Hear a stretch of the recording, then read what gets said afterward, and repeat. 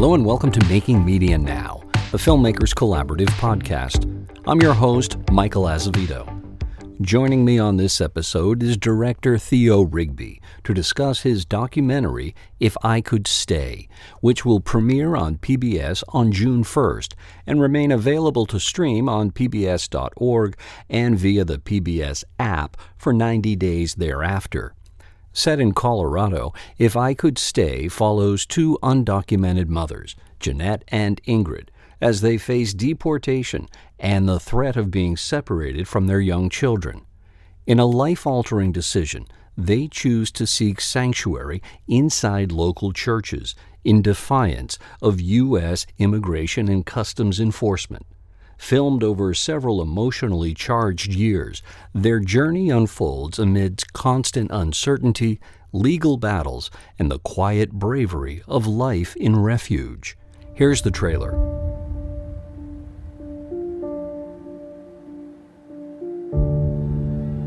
A mother said to be deported is now taking refuge in a church. Jeanette is seeking refuge in that Denver church. Este ataque no es solo para mí, es para toda la comunidad inmigrante, que ahora tenemos que ver la manera de cómo nos vamos a proteger. Ingrid Encalada La Torre has found another way to keep her family together, at least for now. Esto ya no es el sueño americano que muchos inmigrantes mirábamos hace muchos años atrás. The whole world's all together when I have my mom with me. But what I felt is my mom missing all of the fun, the excitement to be with us. Pero le digo, mi hijo, no se apure, algún día llegará ese momento, esa libertad. Mother's Day honors the contributions of all women, and it reminds us of our values, peace and justice for all. We walked in, and the lobby was full of armed ICE police. So we are very clear that they were prepared to arrest her. No importa aquí donde estoy, voy a seguir luchando y voy a seguir resistiendo y sé que lo voy a hacer con todos ahí, con mi comunidad. Santuario no es una presión, no es un favor, es un acto de justicia social, de hacer un mundo mejor. Mi lucha es por algo, por estar con mis hijos y seguir en este país. De un momento a otro va a llegar esa gran noticia que soy libre y eso es que me hace tener más fe. No importa cuánto yo tenga que seguir luchando, porque sé que tengo todo para ganar. Theo Rigby is a director, cinematographer, and interactive storyteller based out of San Francisco. He's been creating stories focusing on the immigrant experience in the U.S. for over the last decade and is the founder of iNation Media. He joined me from San Francisco.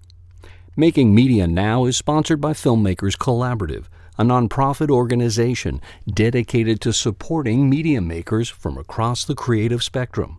From providing fiscal sponsorship to presenting an array of informative and educational programs, Filmmakers Collaborative supports creatives at every step in their journey. To learn more, go to filmmakerscollab.org. And if you're enjoying this podcast, which is available on all podcast platforms, including YouTube, please give it a follow and share it with others. Now on to my conversation with Theo Rigby. Theo Rigby, welcome to Making Media Now. Thanks so much for having me. It's a pleasure to be speaking with you about your film, If I Could Stay, which follows two undocumented mothers, Jeanette and Ingrid, as they face deportation and the threat of being separated from their young children. The film will be airing on June the 1st on PBS. So here we are talking in 2026, in May of 2026, about a film that captures the experiences of these two women dating all the way back to 2016, 2017.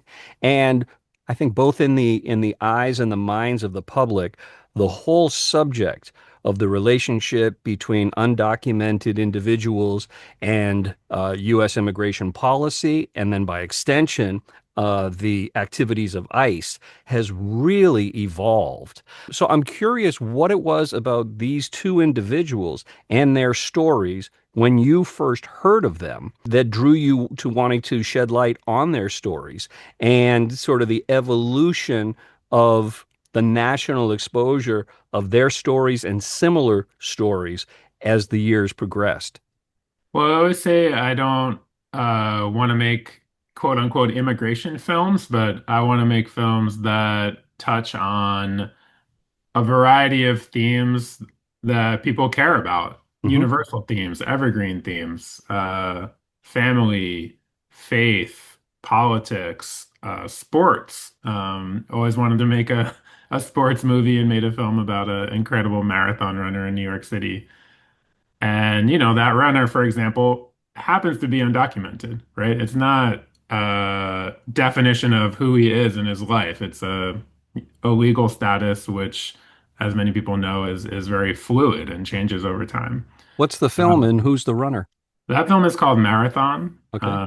and the runner, his name is Julio. I want to make films that really kind of connect with a wide diversity of people, and this film, Si Pudiera Quedarme, or If I Could Stay in English, is the kind of the angle, the entry point into the reality of mixed status undocumented immigrant communities is through through the faith-based angle, because these two amazing mothers, women, people, Ingrid and Jeanette, um, have deportation orders, and they make this very difficult decision to enter into these two different churches.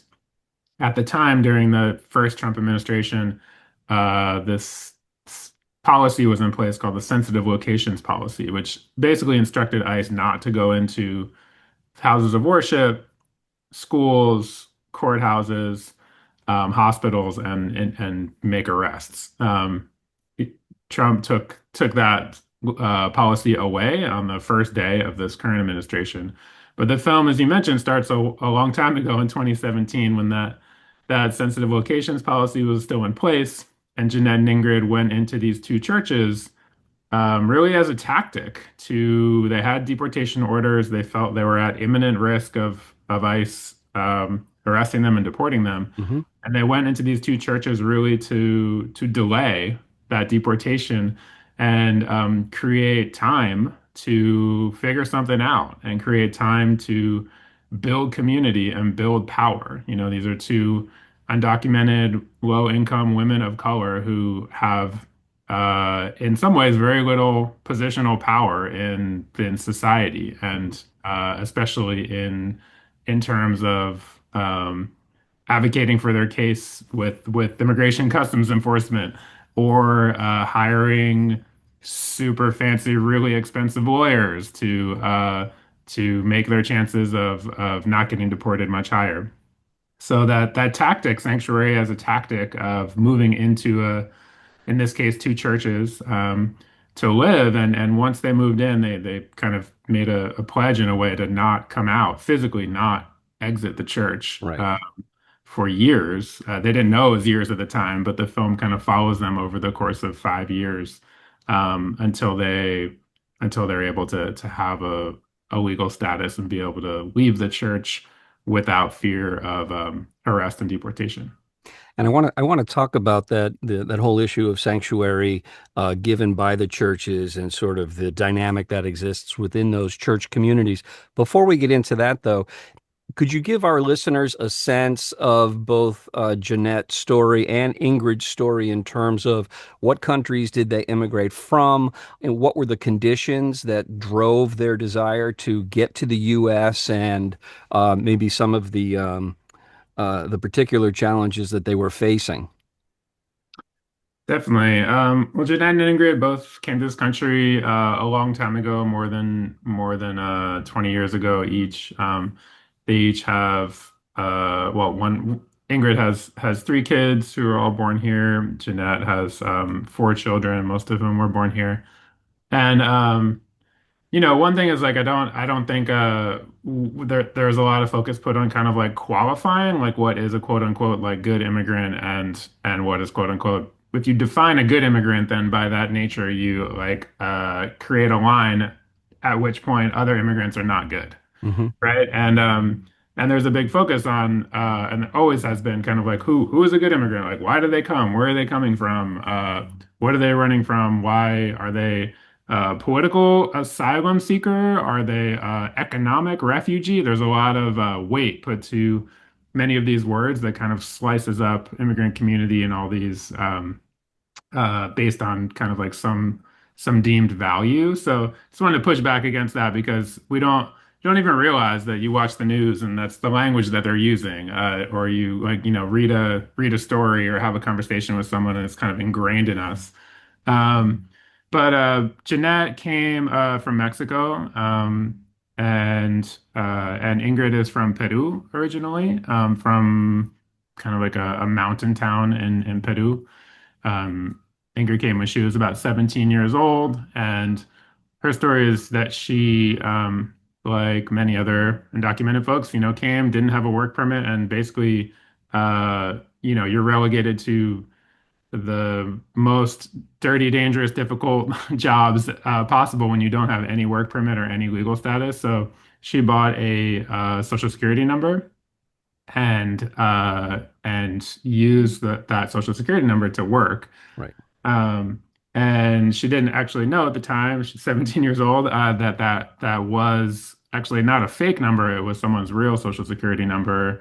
And that impacted her working, impacted that other person's like, disability payments and all this other stuff that's happening without her knowledge. So she got a criminal conviction for like when you use someone else's social security number, that's identity fraud. Sure. And that's a serious crime, right? Identity Right. fraud. It's a felony 6. So her story is, and that kind of went into like just snowballed into a deportation order at some point. So her story in the film is she's going into sanctuary with her 2 children. She actually gives birth to her third child in the church in Hmm. the course of the film. And her journey is trying to get a pardon for that criminal conviction because you need to clear up your criminal record before you can even go to ICE and say, hey, let's reopen my immigration case because they're 2 different kind of tracks. Yes. Um, and then Jeanette's story, she came, as I mentioned, a long time ago, with I one think of it her was 97. Yeah, 97 sounds about right. Yeah. That's almost 30 years.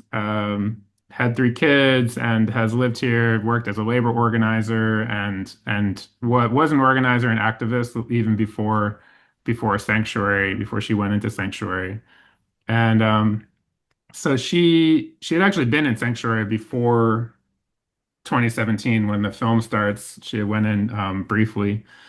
And she is a force. She is an immigrant rights organizer, activist, community leader. She is really loud. She is really against any government or any policy or any administration that does not provide like human rights for immigrant communities and will point out any xenophobia, anti-immigrant policies, or abusive immigration enforcement.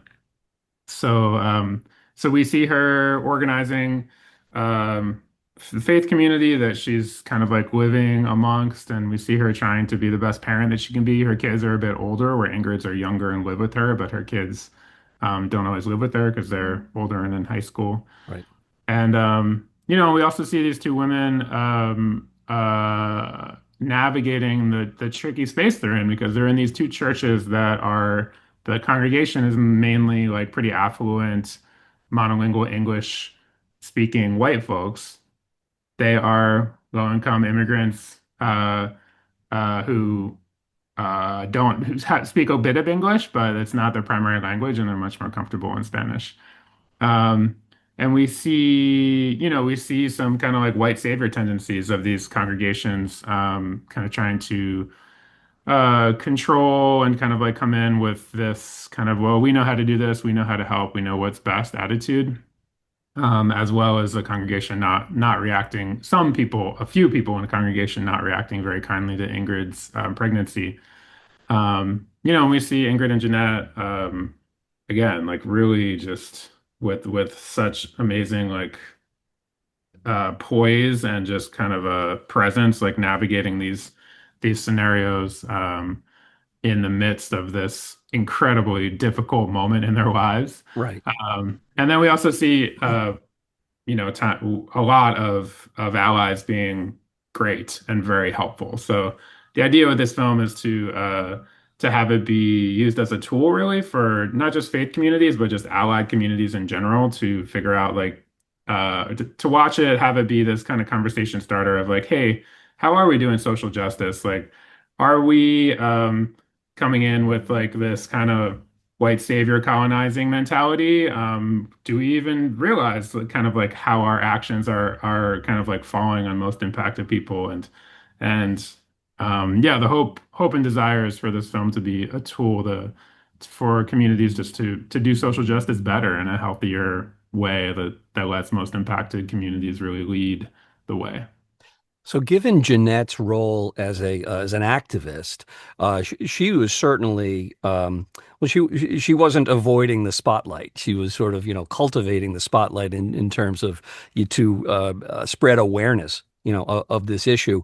Did she, in your interactions with her, did she feel like she was taking a risk in doing that? Did she recognize the magnitude of the risk? And how did that impact her feeling around what might be at stake, and how would you contrast that with maybe the approach that Ingrid took in being convicted of that felony unwittingly? She did not, at least in the film. We don't see her kind of organizing rallies and being a public speaker. But you do actually. There's a scene in the film where Ingrid, when This you're is in toward the end. yeah, when you're in sanctuary, you have a deportation order. Really, as I mentioned earlier, like the only way out is to really get the attention of people and get support of people with power, with money, politicians, benefactors, philanthropists, and just masses of people, lawyers, convinced, big law firms that have a lot of experience to do this kind of thing pro bono. Um, so yeah, so Ingrid, before going to the sanctuary, was like 98% of people in the they did not want the spotlight, was not an activist, was not an organizer, did not just wake up in the morning and be like, hey, I want to go, speak in an impromptu way in front of hundreds of people and news media about this most difficult time in my life. Right. Um, whereas Jeanette, as I mentioned, was a labor organizer before all this even started. She was like, has been building skills and honing her ability to move mountains and move people and move organizations for a really long time. Um, so yeah, so Ingrid in the film, you see Ingrid kind of like coming into that role as a public speaker, like where she is, leading her community and leading conversations, and in a way that's not native to her as it isn't to most of us. Right. And in the film, you see Jeanette just being Jeanette, doing what she does, and maybe, on the next level because she maybe has more media spotlight on her because of this case. Yep. Um, and one thing about Jeanette is like is never about her. Like you hear her speak and you see her interviews and you go find her on social media and follow her right now and watch because right now she's literally following ICE around the Denver area, reporting where ICE is, what they are doing, how community can be safe. She's keeping her Hmm. community safe.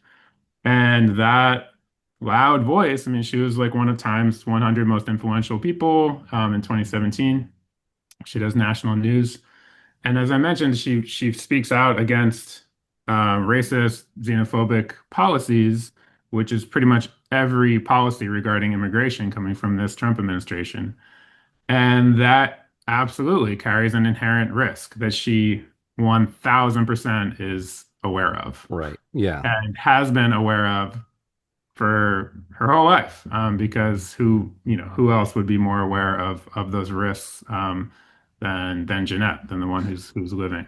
And as we see in the That experience. film, the price to be paid for that risk that she takes is enacted in March of 2025, when during the second Trump administration she is arrested by ICE and she's sent to the ICE detention facility in Aurora, Colorado. Did you have contact with her during that period of time? Yeah, so yeah, she was arrested last year in March 2025, a couple months after the Trump administration came in, and it was very clear that she was made an example of. Sure. The Denver ICE, when they arrested her, they arrested her on her lunch break from Target. So she's like working and came out on her lunch break. They arrested her in the parking lot and put her in, like ankle chains and belt chain. Um, and one of the ICE agents, the New York Times reported, said, "We finally got you." That's what he said to her. So it was very clear to make an example of this person who was very outspoken against the administration. Yeah. Um, and part of the legal defense that her lawyers brought up, and part of the reason why she was released on December 23rd last year, um, was that they made a First Amendment argument. They said, "Hey, the only reason that Jeanette Vizquera is detained, she is not, it's the government says she has a deportation order. Her lawyers say she doesn't have a deportation order. She has not been like, has no criminal history. She is not a threat to anyone. Like she's, an amazing community member." Um, and they said the only reason that she was targeted very clearly and made an example of is because of her free speech, is because of what she is saying on social media, in the news, that is pushing back against this administration. And And almost to essentially, underscore her role as a free speech warrior, while she was in detention, she was awarded the Robert F. Kennedy Human Rights Award. yes, exactly. Robert F. Kennedy Sr., by the way, not Yeah, Robert. Don't confuse that with. it's become very important to make that distinction. Yes. Yeah, absolutely. And you know what? Because of the free speech argument, ironically, so normally there are the ICE detention facilities, ICE detention, like they do not let journalists in there. Yeah, It's not easy to get in there with the camera. You can't just call up the PR person and be like, "Hey, I want to, do an interview with this detainee and put it on the news." They're like, "Heck no." It's a privately owned company, billion-dollar company. There's no chance. But because they made this free speech argument, if Jeanette gets a request for an interview, like Maria Hinojosa, this NPR journalist, like sure.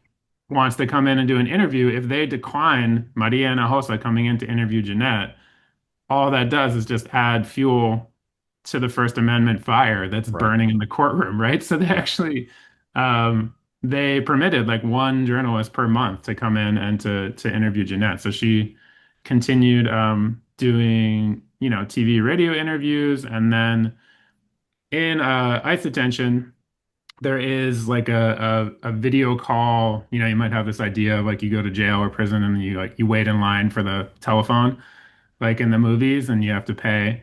Well, now there's a video call system that is owned, and the company is owned and operated by the immigrant detention Hmm. company. Is they own and operate all of the subsidiary companies that's around detention as multiple revenue streams. And yeah, so you could pay a bunch of money to do video calls, and she's in regular touch with her kids via video. Sometimes there would be, I mean, they're very kind of like reactive, and if something bad happens in a detention center, they might cut off access. They're retaliatory, they might cut off access to those systems at certain times. But Jeanette was able to do interviews as well, like through that video chat with different journalists. And you see in the film there was a vigil outside the detention center for Jeanette every Monday night while she was every week for 9 months. Amazing community organizing. And she was able to speak through that video chat. They put the microphone on the smartphone, and she speaks through the microphone, kind of like to the crowds Yeah. outside the detention center. And you see that happening in a scene in the film. Yeah. To go back to the subject of the sanctuary they sought sanctuary, they were granted sanctuary within these church communities. How does the status of sanctuary work within a legal framework? Is that recognized by the state? Is that recognized by federal authorities? Because I know particularly in the last 18 months with the Trump 2 administration, there's been all sorts of actions taken against what are referred to as sanctuary cities. How does it work when you sort of get granular on it and you're dealing with a sanctuary church? Yeah, so there's a lot of elements at work here, right? And I should say to back up, this idea of places of worship, not just churches, but synagogues and mosques, being a place of sanctuary and a place of safety, this is not a new idea, This is right? not a new idea. This, No, noted. if you read the Bible, it's in there, right? It goes back to Bible times. If you have ever seen, usually a church with like bright red doors, that originally comes from this idea of, if you go through the doors of a church or a place of worship, that red doors, that was a symbol that if you are persecuted, doesn't matter if you did it, if you didn't do it, if you're guilty, it doesn't matter. Hmm. If you're being chased, if you are persecuted, if someone wants to harm you, the minute you go through those doors, you are safe. You are in a Right. place of sanctuary, Yeah. right? Um, Modern sanctuary. So a new film that I'm watching right now is about the historical sanctuary movement in the 1980s. And talking to a lot of people about this project, some people were like, hey, it didn't start in the 80s. During the war in Vietnam, churches and many other places provided sanctuary to conscientious objectors who Sure. didn't want to go to Vietnam and fight in that war. Hmm. In the early 80s, the Reagan administration was funding governments in Guatemala and El Salvador, training and giving guns and artillery to foment massacres that were happening in civil wars in those two countries. Refugees were escaping for their lives, coming to the U.S. border, and a faith-based kind of movement that some people call the new Underground Railroad was born that crossed people across the border, housed them, provided sanctuary, provided press conferences for them to tell their own stories. They usually cover their identities so they wouldn't um, create danger for their families back in their native countries. Right. And then the FBI infiltrated this group. They arrested and indicted 16 nuns and priests. They put them on trial, the sanctuary trial in 1985. So this idea of sanctuary is not new, and and faith leaders will say that it's regardless of whatever administration. Like this is not a Trump thing, right? It's not a Trump issue. Regardless of whatever administration or whatever politics is going on, like this concept of sanctuary and the idea of sanctuary is always in the back pocket of faith communities. It's Sure. like that superpower that faith communities, houses of worship, faith leaders, lay people, congregants, like they always have this power to enact sanctuary in whatever way they can, they're willing to, in whatever way applies to the current political scenario, the current legal situation, and that will be infinite. That will be a forever superpower of faith communities. Yeah, and Um, as your film points out, the practicing of granting that sanctuary, while many could see it as being part and parcel with the mission of the church, as you say, based on its biblical teachings and history. There's a Reverend Kelly Dignan in your film who has this really thought-provoking quote. She says the idea of justice is a lot more fun and easy than the actual doing of it. So it couldn't be more accurate. It's a whole lot easier to kind of mull the platitudes of we are the church, we are an open armed organization that takes in all who need it. But when you actually carry that out, as you mentioned a little while ago, you do risk a certain harmony within your congregation. Absolutely. Yeah, you brought up a lot of great points, and kind of going back to your earlier question of like how does kind of politics and immigration kind of change over time, because this film starts in 2017. I started doing the interviews of some other people in 2016, and it ends in 2025. And even within the course of the film, you see how, immigration policies really from one Trump administration to Biden to another Trump administration kind of affect in a huge way the realities and the lives of these two mothers and these two families. And also the idea of like sanctuary or kind of like how faith communities are like living and enacting and building sanctuary changes a lot too. Sure. So in 2017, we have the sensitive locations policy. Obama started it. Trump left it during his first term. And that enables the film. That enables Jeanette and Ingrid to be able to go into churches and stay there for years while they try to get legal status. And ICE is pretty much guaranteed not to go bash the doors down and arrest them. Now, day one of this Trump administration, location policies goes away. So now faith communities across the country are asking themselves, like, what do we do? Hmm. What does sanctuary mean now? How do we live prophetically? Like, how do we live, according to our morals and ethics that says, you know, ripping a mother out of a car, who has committed no crime to throw them into indefinite detention and deport them, separating them from their family, like that's wrong and that shouldn't happen.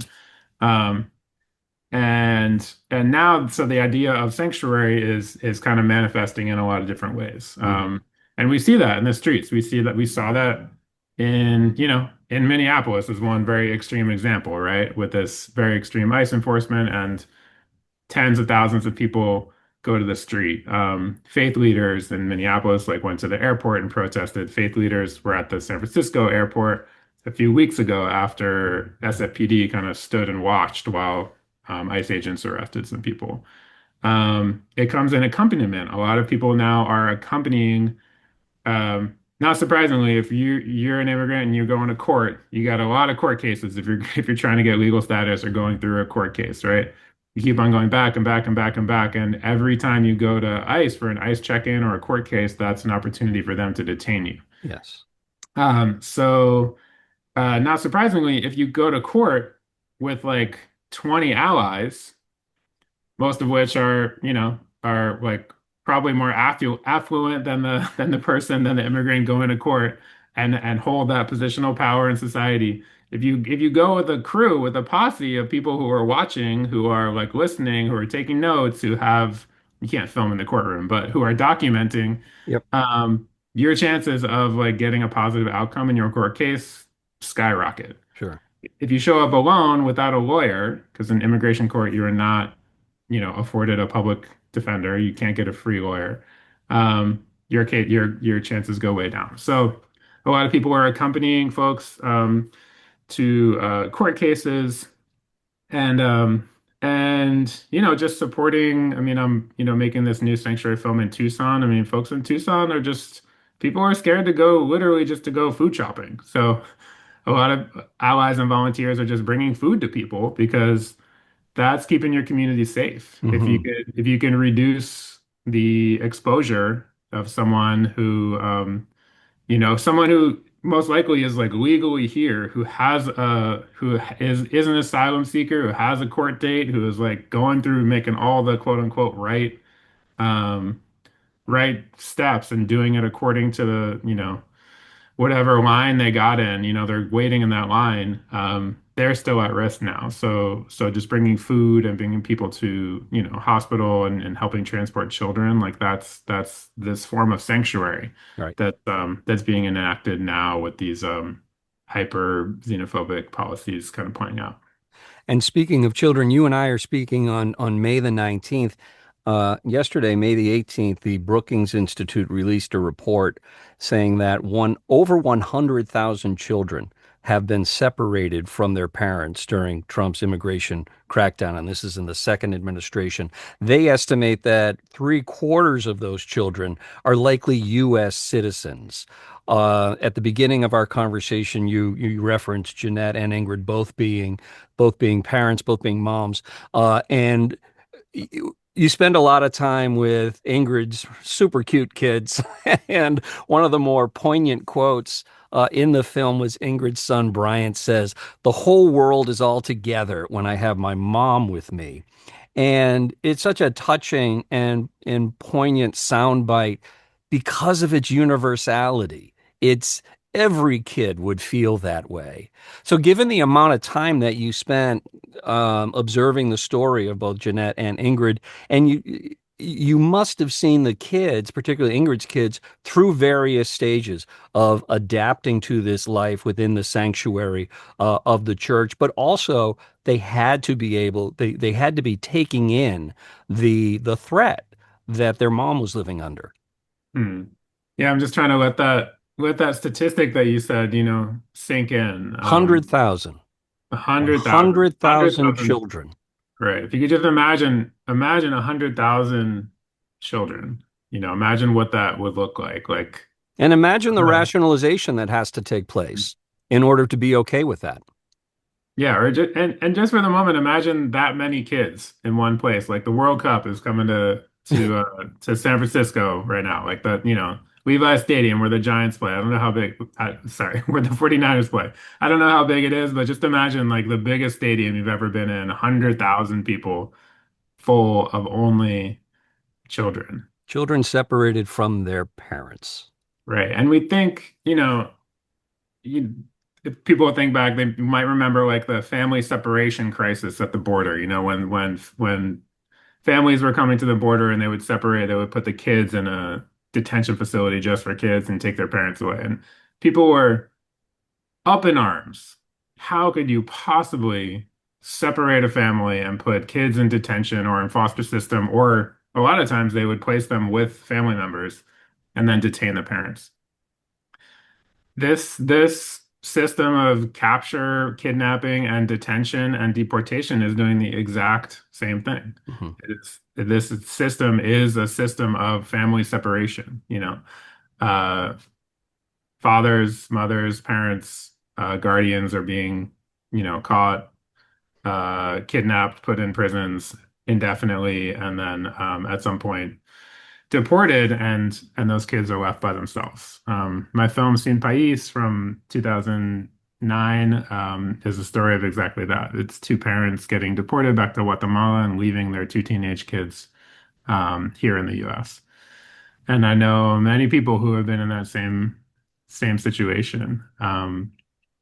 And it's a weight that you can't, as a parent, you try to insulate your kid to a degree. You try to, create the most pain-free experience, right? You try to shield them from trauma. That's, and we can never do that fully. And we know that our kids are going to experience trauma, but you want the best for your kid, and you want them to be as pain-free as possible. Right. And I've seen these kids, Jeanette's kids and Ingrid's kids, and young people, the teenagers in Simpais and many other kids who've been affected by deportation. They're wise beyond their years because they go through an immense amount of trauma at a very young age. Um, And very, very, impressively articulate. yeah, yes. Yeah, very self-reliant Right. because there's anyone who doesn't have a parent around or a parent who might be, um, you know, who might be detained for a period of time and come back. I mean, you have to be ready to be self-reliant and ready to be able to take care of your younger siblings as well. I mean, not to mention when you're undocumented, I mean, you're just working a lot. Like you're getting paid usually very low wages and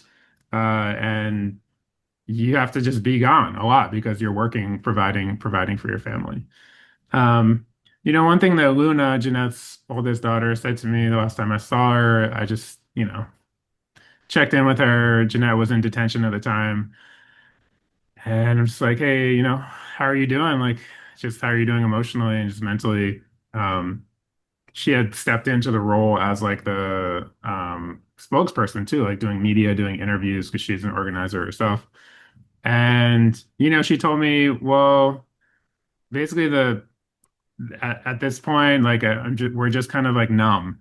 Like Yeah. we shouldn't say this in the words, but it's basically like as a coping mechanism just to get through this, like we have to kind of numb ourselves. We have for years to the possibility of Jeanette being detained because that was always a very, very, very real possibility. She had been detained before. So, that kind of like numbing um, of just kind of like suppressing those emotions and sensitivity to be able just to get through the day and to go to work and to be there for, her younger brother and younger sister. And now kind of like as the eldest, matriarch of the family while Jeanette was in detention. So It's an incredible burden to have to bear, and particularly, these are children born in the United States, and in the cases of each of their mothers, they didn't come within miles of being among the worst of the worst. Frankly, their crime, quote unquote, was being born in the wrong place at the wrong time, impoverished, violent countries, and trying to seek out a better future for them and in their families. And I think that, one of the things that makes your film so powerful is, yes, it is. It is about immigration. It is about the sanctuary movement, but there's also, as I say, the universality of parents, mothers wanting to be there and build a better life for their children. So the film is If I Could Stay. It will be airing on June the 1st on PBS, and I've been talking with Theo Rigby, who is the producer and the director. Theo, thanks for this conversation. yeah, thank you so much. And it will be streaming from June 1st to September 1st on PBS, as well as broadcasting on PBS stations across the country. But you'll need to go find the exact time that will be broadcasting on your local PBS station, and you can go to ificouldstay.com to find out when it'll be broadcasting, as well as to find out ways to bring the film to your own community, because we really want schools, faith communities, any kind of group that wants to engage in these conversations and see what the reality for undocumented folks right now is, to watch the film and use the film hopefully as a helpful tool. Absolutely. Plenty of opportunity for folks to find this film, which is very much worthwhile and certainly worth your time to seek out and to view. Theo, thanks very much. Yeah, thank you so much.